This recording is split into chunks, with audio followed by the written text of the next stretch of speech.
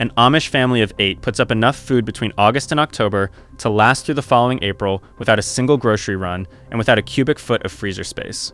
What they use instead is a system built from root cellars, crocks, salt, vinegar, and 200 years of knowing exactly which food needs which treatment to survive winter.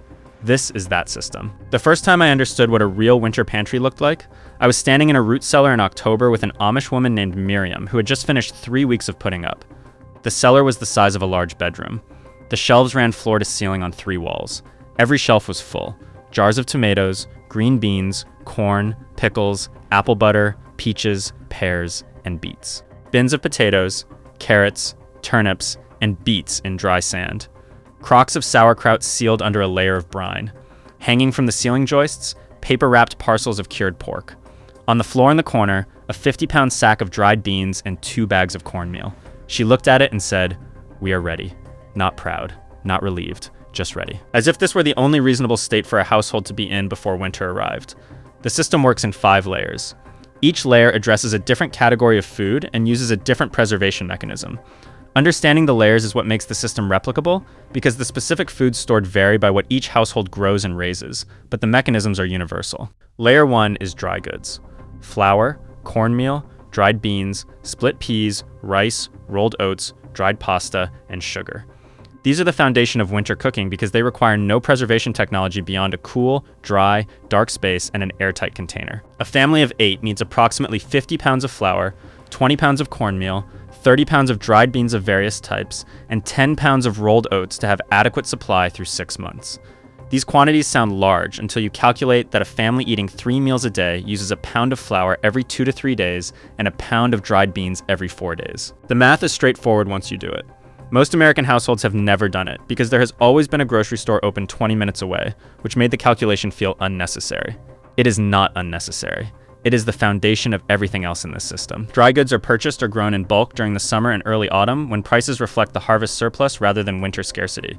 Old Amish households bought bulk flour and cornmeal from the mill in September and October when the grain harvest brought prices to their annual low. The same logic applies today. A 50-pound bag of flour purchased in October costs less per pound than the same flour purchased in February, and it stores identically in a cool pantry in an airtight container.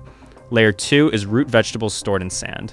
Carrots, parsnips, beets, turnips, and celeriac packed in boxes of dry sand in a root cellar or cold pantry maintain their moisture and firmness from October through March. The sand prevents vegetables from touching each other, stopping rot from spreading, and moderates moisture so the vegetables neither dry out nor become waterlogged. A family of 8 needs approximately 3 to 4 bushels of carrots, 2 bushels of beets, 2 bushels of turnips, and 1 bushel each of parsnips and celeriac to have root vegetables available through winter. These quantities fill 2 to 3 standard wooden boxes that take up about 12 square feet of floor space in a root cellar. Layer 3 is water bath canned goods. Tomatoes, green beans, corn, peaches, pears, apple butter, pickles, and relishes processed in glass jars through water bath canning. This is the layer most people are aware of, but the quantities required to feed a large family for 6 months are significantly larger than most people imagine. A family of 8 needs approximately 200 quart jars of canned goods to have adequate variety through winter, roughly 40 quarts each of tomatoes and green beans, 20 quarts of corn, 30 quarts of fruit, and the rest in pickles, relishes, and apple butter. 200 quart jars require approximately 160 square feet of shelf space when stored single layer, which is why root cellar shelving runs floor to ceiling. The canning happens in August and September when the garden produces its heaviest harvest. An Amish family running a full canning operation processes 20 to 30 quarts of tomatoes in a single afternoon during peak tomato season, with multiple canners running simultaneously on a wood cook stove or a summer kitchen stove. The investment of labor is significant. A family putting up 200 quart jars over a 3-week canning season works the equivalent of a full-time job for that period. That investment, measured against the cost of the same food purchased through the winter, returns several $100s in savings and the full nutrition and quality that commercially canned food cannot match. Layer 4 is lacto-fermented and salt-cured goods. Sauerkraut in 5-gallon crocks, salt-packed cucumbers and green beans, pickled beets in salt brine, and cured pork.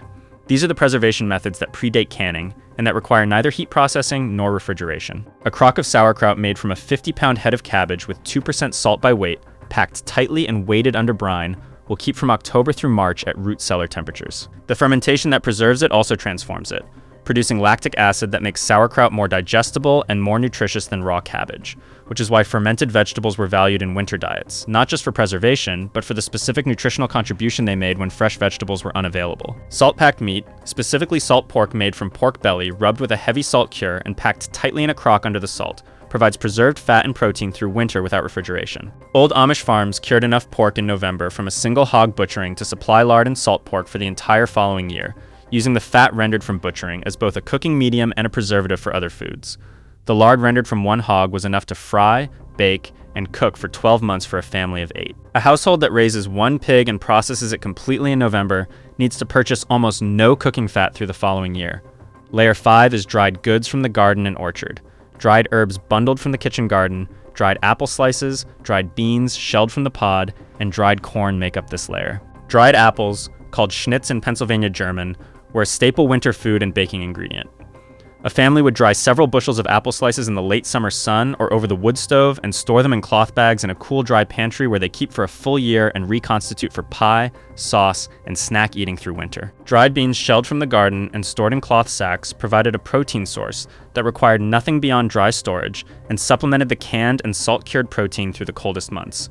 Dried herbs, bundles of thyme, sage, rosemary, and mint hung from pantry rafters provided the flavoring for winter cooking at no cost beyond the summer garden that grew them. Now for the honest part of this. The 6-month pantry described here is not an aspiration project for a weekend. It is the result of a growing season, a household infrastructure that includes a root cellar or cold pantry, and a family working together across 3 weeks of intensive preservation in late summer. I am not going to pretend otherwise. A family starting from a suburban home with no root cellar and no preservation experience cannot replicate this in one season. What the Miriam I stood with in that root cellar told me when I asked how she started was that her grandmother started with nothing and built it over 10 years. Each year, she added one more layer, one more skill, one more infrastructure piece. The first year was just the flour and beans. The second year, she learned water bath canning and put up tomatoes. The 5th year, they dug the root cellar. By the 10th year, the system looked like what I was standing in. 10 years of deliberate incremental building is what a full 6-month pantry actually takes. 1 year of starting with layer 1 is what it takes to be meaningfully better positioned than you are today. Start with layer 1. Calculate what your family actually consumes in dried goods over 6 months. Buy that quantity this autumn. Store it in a cool, dark space in airtight containers. Learn what it feels like to have 6 months of flour, beans, and oats on hand. That knowledge alone changes how a household thinks about grocery shopping, price fluctuations, and supply disruptions. It is the foundation on which every other layer is built, and it requires no special equipment, no root cellar, and no preservation skills. The reason this system matters more in 2026 than it did in 2006 is not nostalgia. It is that the average American household currently has 3 to 5 days of food on hand at any given time. 3 days. The infrastructure disruptions, supply chain shocks, and price volatility of the last several years have made this exposure visible in a way that it was not for most of the 20th century. The Amish 6-month pantry was not built in response to disruption. It was built as the default operating condition of a household that understood from the beginning that disruption is not an exception. It is winter arriving on schedule. The 6-month pantry is also a hedge against price inflation in a way that no financial instrument available to ordinary households can match. When flour costs 30% more in February than it did in September, a household with 50 pounds of September flour pays September prices through February. When tomatoes are $3 a can in January, a household with 40 quarts of August tomatoes pays the cost of the jar lid and the labor of canning. The return on the capital and labor invested in putting up a 6-month pantry, measured against the retail price of the same food purchased through the winter, is consistently higher than any savings account rate available. The Amish have understood this arithmetic for 200 years.